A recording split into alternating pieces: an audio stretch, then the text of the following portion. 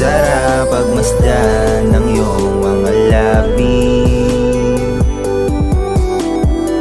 lalo na't nakangiti ka sa'kin.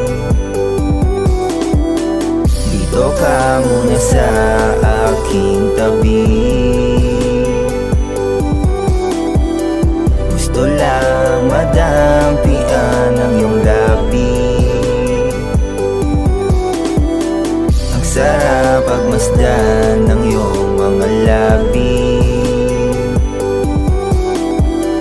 lalo na't nakangiti ka sa'kin.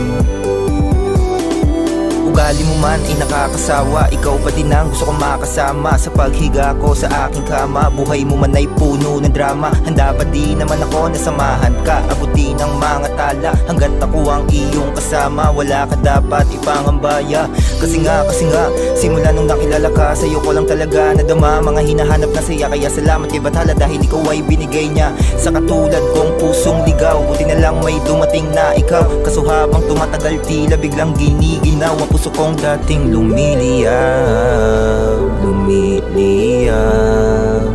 Pero kahit ganoon, salamat pa din sa mga panahon na sa akin ika'y pinahiram. Sana sa susunod hindi mo na ito maranasan. Ang sarap pagmasdan ng iyong mga labi, lalo na't nakangiti ka sa'kin. Dito ka muna sa aking tabi, gusto lang madampian ang iyong labi. Ang sarap pagmasdan ng iyong mga labi, lalo na't nakangiti ka sa'kin. Masayang nadama yung halik mo sa labi, hiling naway sa'kin ka lang maaari. Malalim na sugat, yaring binahaging ngiti ng kagaya mo ang tinatangi. Lamig sa gabi pag hindi ka kasama, larong pinasanay mo sa'kin sa kama. Hanggang ngayon'y hinahanap magbuhat ng sa'kin, ika'y mawala na binalot ng takot. Kaya na pagdiskitahang limutin na lamang pagkadismayang ibigin kita ng patuloy kung puso mo sa'kin ay tila di nakalaan. Halamang gamot nilasahan upang matakas ang pait nating nakaraan. Di na baling lisanin, wag lang pakunwaring isipin ikaw pa rin ang siya laman ng damdamin. Ngunit di na maaaring bumalik ka pa sa akin. Sa dinami-dami ng mga nangyari sa ating dalawa, yung takot ang pinaka naghari sa akin. Kahit ano man ang mangyari, nandirito lang palagi. Ngunit huwag mo nang asahan yung pag-ibig na inali ko sa'yo ay katulad pa rin ng dati.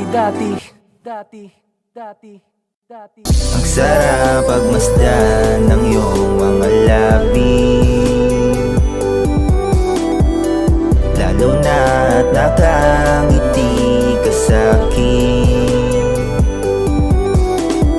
Dito ka muna sa aking tabi,